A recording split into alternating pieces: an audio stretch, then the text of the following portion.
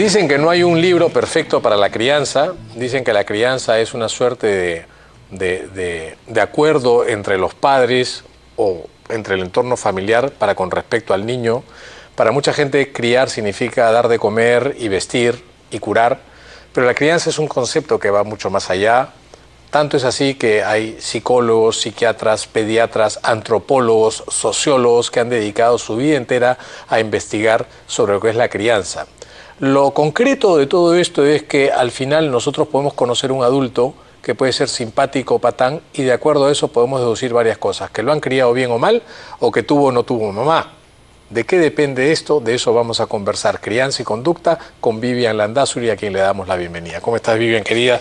Qué gusto verte por acá. Pero es cierto, cuando yo veo un adulto patán, pienso dos cosas. Si tuvo o no tuvo mamá, ¿no es cierto? Si lo criaron o no en una cueva, o si lo criaron, ¿no es cierto? También, lo mismo que si veo a alguien que es sumamente educado, siempre piensas... Es más, cuando mi mamá me cuadraba me decía que van a decir que no tienes mamá, que van a pensar de mí.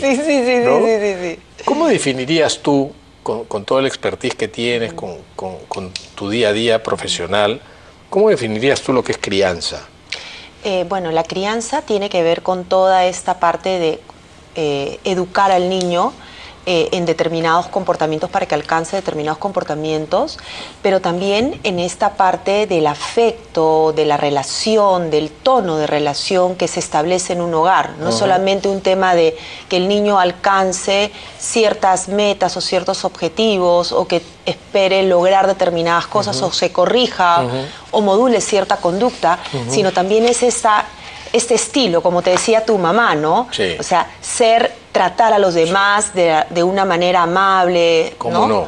Entonces, eso es parte de la crianza, ¿no? Y mencionaste conducta, y de hecho vamos a hablar de crianza y conducta, ¿no? Conducta como el patrón de comportamiento socialmente aceptable, ¿no? No el reprobable, ni el reprochable, sino el aceptable, el normal, como quieras llamarlo. ¿Qué tanto de esto depende de la crianza, qué tanto esto depende del mismo individuo, entendiendo que hay trastornos y problemas de conducta que si no son manejados oportuna y pertinentemente, estos podrían terminar pues en luriganchos, sí, sabe Dios en dónde, ¿no? Por supuesto. Estos se puede formar, se puede deformar. ¿Cómo viene la asociación entre crianza y conducta? Claro. Lo que pasa es que los padres normalmente, primero que planean la forma, lo ideal, ¿no? Es planear la forma en la cual quieren educar a los niños, quieren criar a los niños. En base a esta expectativa de cómo desean que los niños se comporten, cómo quieren que sea su educación, hacen una intervención en cuanto a sus ideas, en cuanto a cierto tipo de correcciones. Entonces, los padres suelen tener ciertas expectativas de cómo tiene que comportarse un niño. Y si esas expectativas, y si el niño se comporta de una forma que el padre considera que es inadecuada, entra el estilo de crianza, el estilo de intervención. Entonces, sí puede influir, porque de repente la expectativa del padre es que un niño de determinada edad tenga tales comportamientos porque es lo que él considera adecuado. Por ejemplo, ¿no? Que el padre piensa, porque su esquema, su creencia es que tiene que obedecer al papá. Y si el niño no obedece al padre como el padre cree, lo considera una falta de respeto. Y este tipo de, digamos, de conducta que pueda tener el niño, que para el padre lo está evaluando como una falta de respeto, entonces genera en el padre determinada intervención que de acuerdo al estilo de cada papá va a ser diferente, ¿no? De repente el padre pues puede considerar esto como una falta de conducta y tener una corrección muy punitiva, no muy directa, ¿no? Exacto, que no le permite al niño entender, ¿no?, qué es lo que está pasando y se comporta supuestamente adecuadamente por miedo, por temor, ¿no? Entonces ahí influye la conducta, ¿no? Porque la conducta va a ser un reflejo de lo que el niño está viviendo y está pasando, y el padre va a observar esta conducta, que la va a considerar como positiva o negativa, y de ahí va a ser la intervención. Ahora, de esto que tú nos explicas, yo puedo pensar que los primeros 12 años de vida son muy importantes, porque luego el chico entra en la adolescencia y en la adolescencia tiene una postura distinta frente a los modelos de crianza, ¿correcto? Y ya probablemente en la misma etapa de la adolescencia, donde haya mucho más autonomía e independencia y el chico o la chica está buscando reafirmar muchas cosas, ya el entorno social puede jugar a favor o en contra. Y entonces me pongo a pensar aquellas familias que tienen hijos en barrios o en zonas peligrosas, en donde el pandillaje, la delincuencia, las adicciones a drogas, la sexualidad sin cuidado son el día a día de la calle y de la vida de los jóvenes y los adolescentes. Es mucho más complicado porque ahí es el entorno social el que no va en armonía con tu modelo de crianza, si lo que tú quieres es que tus hijos de alguna manera no tengan que caer en esos riesgos. Claro, pero para eso está el previo, el modelo de crianza. Pero esos primeros 10, 12 años son básicos. ¿Por qué? ¿no? Porque si tú tienes un estilo de crianza respetuoso, ¿no? Donde permites que el niño desarrolle esta capacidad de tomar decisiones, de saber qué es lo correcto o no, y no que haga las cosas simplemente por miedo, por temor o porque nadie le puso un límite y piensa que así son las cosas, al llegar a la adolescencia, este niño no va a tener, y este adolescente no va a tener la capacidad de tomar una postura frente a la presión de grupo o a todos estos modelos violentos que él puede estar expuesto. Entonces, en ese momento, el adolescente se va a dejar llevar, así como en algún momento, cuando el padre lo crió pues, ¿no?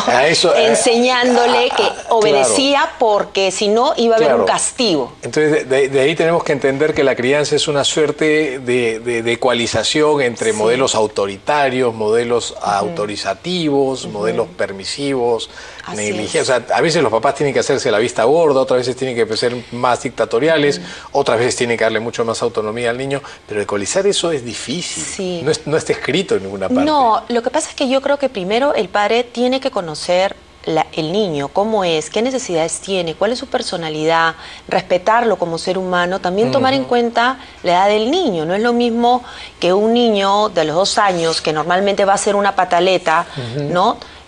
Se tenga pues un tipo de intervención de parte del padre frente a un niño de 6 años que hace la misma pataleta, ¿no? O sea, de acuerdo a la etapa de desarrollo, los niños tienen tales comportamientos o cuales que son normales o esperables.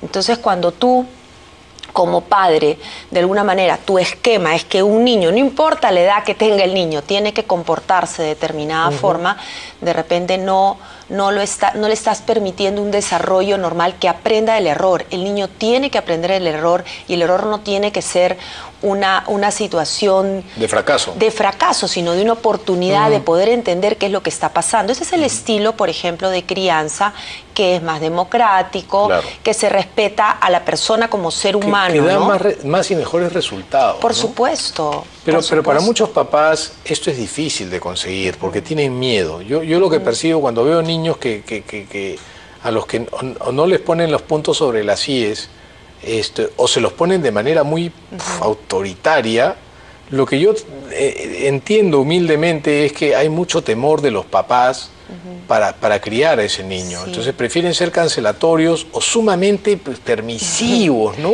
Sí, algo que yo observo bastante en los papás, por ejemplo, es el miedo a que el niño sufra, ¿no? O sea, no se desea que el niño sufra bajo ninguna circunstancia. Entonces, el restringirle alguna cosa o el no darle las cosas inmediatamente o ponerle una estructura muy clara de qué se permite o qué no se permite, no se traduce, ¿no? Con la sensación de que el niño está sufriendo. No sé, pues estás en el supermercado, el niño quiere pues un juguete o un chocolatito y bueno, para que no sufra pues no le das, ¿no?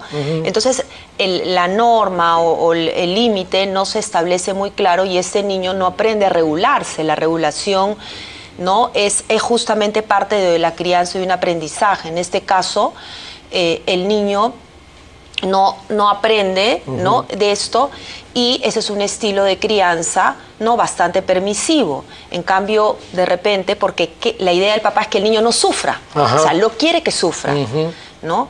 Y eso al final lo perjudica al niño, ¿no?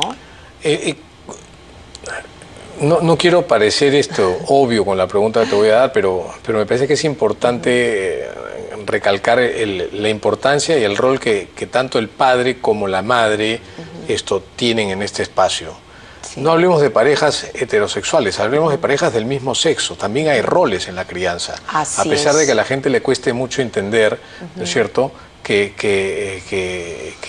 las parejas del mismo sexo crían y tienen esa responsabilidad, ¿ok? Y piensen muchos con algunas distorsiones de que no pueden estar en condiciones de criar buenos niños.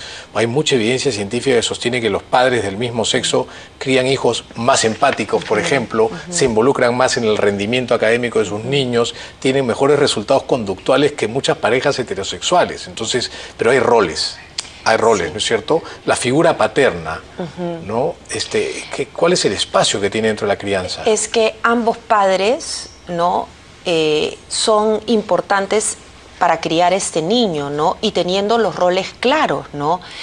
Habiendo comprensión, habiendo comunicación.